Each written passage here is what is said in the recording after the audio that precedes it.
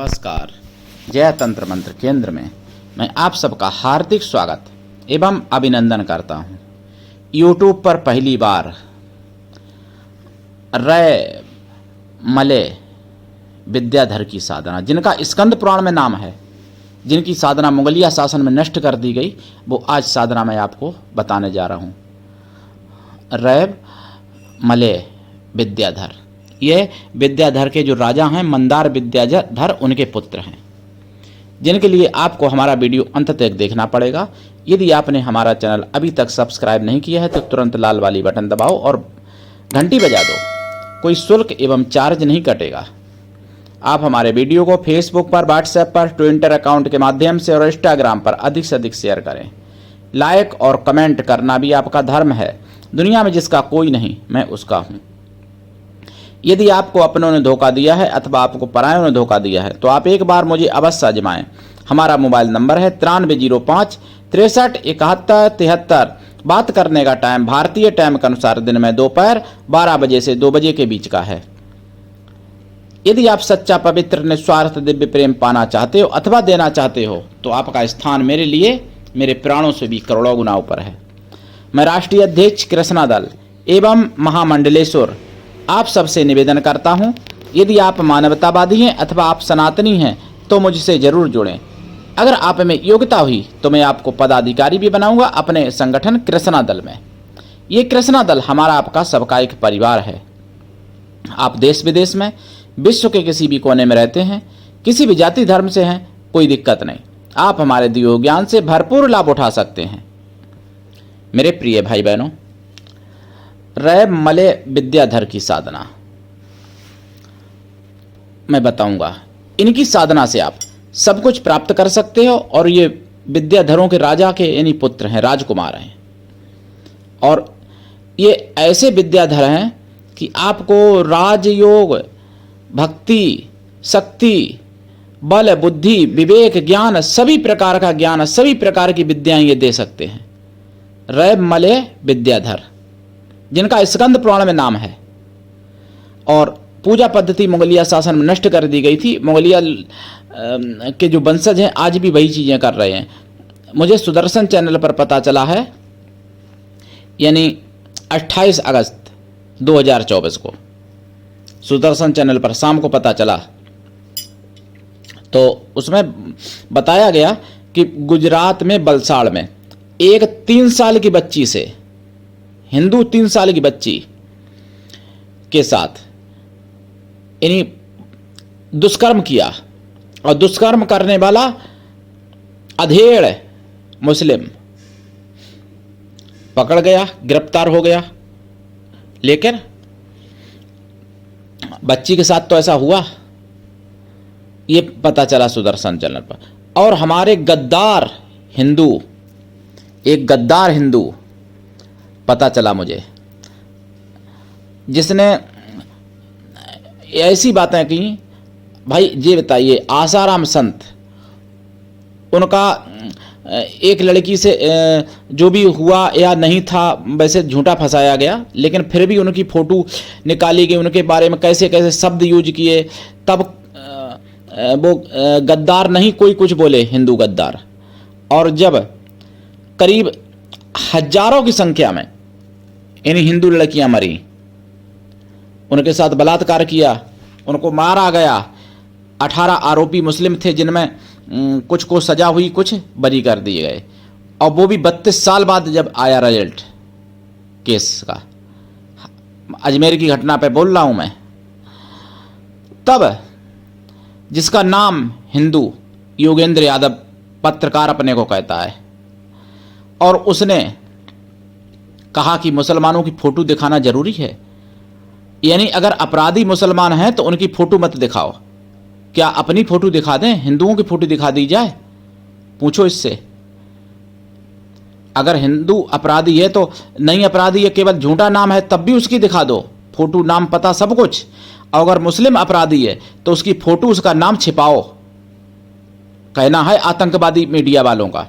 ऐसे ही मैं बताता हूं ना कि आतंकवादी मीडिया कौन होती है, तो ऐसे ही लोग आतंकवादी मीडिया होते हैं जो आतंकवादियों को सपोर्ट करते हैं। मेरे प्रिय भाई बहनों, ऐसे जिहादी हिंदू नाम लोगों से भी सावधान रहना है आपको। जैसे योगेंद्र यादव, जिसका नाम वैसे तो सलीम है, लेकिन योगेंद्र यादव नाम उसका कहा जाता है। पत्रकार भी अपने को बताता है, सुदर्शन चैनल पर पता चला मुझे। तो मेरे प्रिय भाई बहनों, सोचना पड़ेगा, जागना पड़ेगा और ऐसे जिहादी हिंदुओं से भी सावधान रहना पड़ेगा। ये जिहादी हिंदू जो हैं, गद्दार हिंदू हैं, जिहादी हिंदू हैं, सेक्युलर सुअर हिंदू हैं, ये मुसलमानों से भी ज़्यादा, हजारों गुना ज़्यादा खतरनाक हैं। और इन सुअर हिंदुओं की वजह से भारत के टुकड़े इतने हुए और फिर भी भारत में शांति नहीं, केवल गद्दार हिंदुओं के कारण। ये गद्दार हिंदू बहुत खतरनाक हैं, आपको बता दूं। और इनको बाईकाट करना, इनको इन्हीं की भाषा में जवाब जरूर देना चाहिए। जो गद्दार हिंदू हैं, जैसे पानीपत की लड़ाई गद्दार हिंदुओं के कारण हार गए थे, और ईरान से इंडोनेशिया तक जो भारत था, तो भारत के कितने टुकड़े हुए, कितने देश बने मुस्लिम देश, केवल गद्दार हिंदुओं के कारण बने। महाराणा प्रताप को घास की रोटी खानी पड़ी, केवल गद्दार हिंदुओं के कारण। झांसी वाली रानी को मरना पड़ा, केवल गद्दार हिंदुओं के कारण। सुभाष चंद्र बोस जी को भागना पड़ा, केवल गद्दार हिंदुओं के कारण। पाकिस्तान ले लिया, केवल गद्दार हिंदुओं के कारण। बांग्लादेश ले लिया, केवल गद्दार हिंदुओं के कारण। बांग्लादेश में जो अत्याचार हिंदुओं पर हो रहे हैं, केवल गद्दार हिंदुओं के कारण। तो ये बातें जाननी पड़ेंगी, समझनी पड़ेंगी और माननी भी पड़ेंगी। और हिंदू एकजुट हो जाओ, तभी बचोगे, नहीं तो जहां जहां बटोगे वहीं वहीं कटोगे। तो इसलिए एकजुट रहो, एक रहो, नेक रहो। मैं तो 90 से चिल्ला रहा हूं, 1990 से। लोगों ने तो अब कहना शुरू किया है, लेकिन हम तो 1990 से कह रहे हैं ये बात, इन्हीं बचपन से। तब तो मैं बहुत छोटा था, लेकिन कहता था, क्योंकि मुझे संस्कार मिले थे, पिता माता के द्वारा जानकारी मिली थी। तो ऐसे हिंदुओं से भी सावधान रहना है। अब देखो, 3 साल की बच्ची के साथ दुष्कर्म हुआ और उसका नाम गुलाम मुस्तफा के नाम से जाना गया, जिसने किया है। अब ये जिहादी ये भी कहेगा कि उसका नाम क्यों उजागर किया आपने, बलसाड़ बाड़े का। अगर मुसलमान, अरे उसने तो एक बच्ची के साथ किया, जब 100, 200, 300 लड़कियों के साथ बलात्कार करने वाला, उसका जब नाम छिपाने की कहा जा रहा है, मीडिया को ज्ञान दिया जा रहा है, तो फिर आप समझ लो एक बच्ची के लिए क्या। और लोग कहते हैं कि मजहब नहीं होता है आतंकवाद का, मजहब नहीं होता है, लेकिन रामगिरी, संत रामगिरी, महंत रामगिरी के विरोध में जो सर तन से जुदा के नारे लगाते हैं, उनका एक ही मजहब है। नूपुर शर्मा के बारे में जिन्होंने नारे लगाए थे सर तन से जुदा के, उनका एक ही मजहब था। कन्हैया लाल को काटने वाला एक ही मजहब था, और कमलेश तिवारी की गर्दन काटने वाला एक ही मजहब था। अभी उदयपुर में एक छात्र की मृत्यु हो गई, उसका भी, मृत्यु करने वाले का भी एक ही मजहब था। और अयोध्या में जो बलात्कार हुआ 4 साल की बच्ची के साथ और 12 साल की बच्ची के साथ जो भी हुआ, उसका भी एक ही मजहब था। बलसाड़ में हुआ 3 साल की बच्ची के साथ, एक ही मजहब था। फिर भी कहते सेक्युलर हिंदू की, आतंकवादियों का और बलात्कार करने वालों को कोई मजहब नहीं होता है। और बलात्कार करने वाला एक ही मजहब होता है, और जिसके साथ होता है बलात्कार वो केवल हिंदू होती हैं बेटियां, चाहे वो 3 साल की हो, चाहे वो 1 साल की हो, चाहे वो 2 साल की हो, चाहे वो फिर 25 साल की हो। तो मेरे प्रिय भाई बहनों, जागो, जागो, अपनी बहन बेटियों की रक्षा कर लो, नहीं तो बांग्लादेश से भी ज्यादा खराब हालत तुम्हारी हो जाएगी, तुम्हारे घर में हो जाएगी। इसलिए जाग जाओ, चेत जाओ मेरे भाई बहनों, मुझे आप सबकी चिंता है। अब मैं आपको बता दूं, रैम मले विद्याधर की साधना, इनकी साधना से आप सब कुछ प्राप्त कर सकते हो, लेकिन दुर्भाग्य है जो मुगलिया शासन में इनकी साधना नष्ट कर दी गई। ऐसा कोई ज्ञान नहीं है, चाहे आप सॉफ्टवेयर का ज्ञान ले लो, चाहे किसी भी प्रकार का ज्ञान ले लो, संसार का, पूरे ब्रह्मांड का सारा ज्ञान ये दे सकते हैं रैम मले विद्याधर। इनकी 3 पत्नियां थी, उनकी भी मैं साधना भविष्य में डालूंगा, वो नंग कन्याएं थी तीनों। लेकिन आज मैं रैम मले विद्याधर की साधना आज बता रहा हूं आपको। इनकी साधना बहुत पवित्र है। साधना करने से पहले आपको शाकाहारी हो जाना चाहिए लाइफ टाइम के लिए। अगर आप मांसाहारी हैं तो साधना काल में ब्रह्मचर्य व्रत रखना पड़ेगा, एक टाइम भोजन करना पड़ेगा, भूमि शयन परम आवश्यक है। साधना काल में भगवान शिव परिवार की और माता सरस्वती की पूजा करनी पड़ेगी, और फिर इनकी रैमले विद्याधर की पूजा करनी पड़ेगी आपको। साधना काल में देसी गाय के घी का दीपक जलाएंगे और खोया की मिठाई का प्रसाद रखें। प्रसाद साधना के बाद खुद खाएं, और फूल इन पर सफेद फूल चढ़ेंगे, खुशबू वाले बेला या चमेली के, लाल भी चढ़ा सकते हो खुशबू वाले फूल।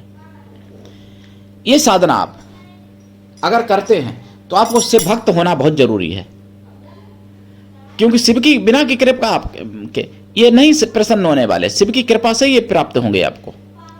और ये पिता रूप में, भाई रूप में, पुत्र रूप में सिद्ध होते हैं। गंदी बातें कोई मत सोचना माताएं बहनें, पति रूप में मत बनाने की सोचना इनको, और भाई भी कुछ गलत सलत ना सोचें इनके बारे में। ये विद्याधर हैं, राजकुमार हैं, और बहुत ही पवित्र शक्ति हैं ये, और बहुत ही बड़ी शक्ति हैं, बहुत ही शक्तिशाली देव हैं।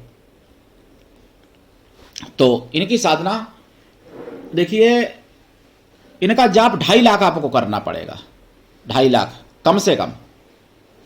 और जाप 2.5 लाख, जाप का दशांश हवन, हवन का दशांश तर्पण, और तर्पण का दशांश मार्जन, मार्जन का दशांश पवित्र ब्राह्मणों को भोजन करा दें जो मन से तन से पवित्र हों या और शाकाहारी भी हों।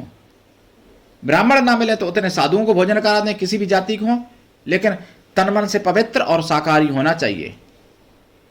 या उतने बच्चों को भोजन करा दें, किसी भी जाति वाले हों, लेकिन मन से तन से पवित्र हों, शुद्ध शाकाहारी हों। और कोई ना मिले उतने बैलों को भोजन करा सकते हो, कृपा होगी विद्याधर की, और आपको सारे सुख वो प्राप्त करा देंगे जिनकी आपको आवश्यकता है। ऐसी कोई खुशी नहीं है जो ये ना दे सकें, ऐसा कोई सुख नहीं है जो रैमले विद्याधर ना दे सकें आपको। इनका नाम ही ये विद्याधर होता है। ये विद्याधर सभी विद्याओं के भंडार होते ही हैं, ऑटोमेटिक होते हैं भंडार।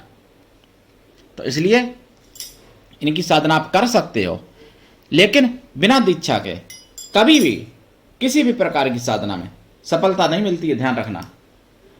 दीक्षा लेना चाहिए, और जो मंत्र करना हो, जैसे कुछ लोग क्या करते हैं, गुरु मंत्र ले लिया, उसके बाद चाहेंगे कि हम अब सारे मंत्र कर लें, ऐसा नहीं होता है।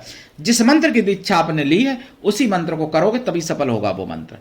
अगर आपने गुरु मंत्र लिया और आपको दूसरा कोई और मंत्र करना है तो उसकी भी दीक्षा लेनी चाहिए। अगर तीसरा मंत्र करना है तो तीसरी की भी दीक्षा, चौथा करना चौथे की, मतलब अगर आप 100 मंत्र करते हो तो 100 की दीक्षा लेनी चाहिए। बिना दीक्षा के कोई भी मंत्र सफल नहीं होता है, ध्यान रखना। और गुरु भी ऐसा होना चाहिए, शिष्य से कुछ भी ना ले, लेकिन शिष्य भी ऐसा होना चाहिए कि गुरु को सब कुछ दे, समर्पित हो गुरु के लिए, तभी कल्याण होता है दोनों का। और दीक्षा तो मैं निःशुल्क देता हूं, लेकिन दीक्षा लेने का मुहूर्त होता है। अगर आप और देखो, बिना पत्नी के पुरुष अधूरा होता है। दीक्षा दोनों को लेनी चाहिए जोड़ा से, और अगर मान लो तभी सफलता मिलती है, और अगर कुंवारे हो तो विवाह करो तब दीक्षा लो, क्योंकि बिना पत्नी के पुरुष अधूरा है। स्कंद पुराण में भी वर्णन है और भी पुराणों में वर्णन है। इसलिए अगर अकेला कोई भाई साधना 10 साल करेगा पुरुष, और वही पत्नी के साथ दीक्षा लेके 1 साल में ही वे सफल हो जाएगी, इतना फर्क होता है। तो दीक्षा लें, साधना करें और लाभ उठाएं। और सनातन धर्म की आवाज है तो जन जन तक पहुंचाएं ये आवाज, ताकि सभी लोग ज्ञान से ओतप्रोत हों। मुगलिया शासन में जो जो ज्ञान नष्ट कर दिया गया वो मैं ज्ञान आप तक पहुंचा रहा हूं, धीरे धीरे आगे भी पहुंचाऊंगा, लेकिन आप लोग मेरा साथ तो दो। अब इतना साथ नहीं दे पा रहे हो आप कि मैं कहता हूं व्यूज बनाओ, ज्यादा से ज्यादा चैनल को देखो, पूरा वीडियो देखा करो। अधूरा ज्ञान जैसे भी ज्यादा नुकसानदायक होता है। और जो भी आपके प्रियजन है उन तक ये आवाज पहुंचाओ, क्योंकि सनातन धर्म की आवाज है, आप सबकी आवाज है, आप सबका चैनल है, हमारा अकेले चैनल नहीं है ये। मैं कभी अपना चैनल नहीं मानता, मैं तो आप सबका सेवक हूं। आप सब हमारे मतलब हमसे श्रेष्ठ हैं मेरे प्रिय भाई बहनों।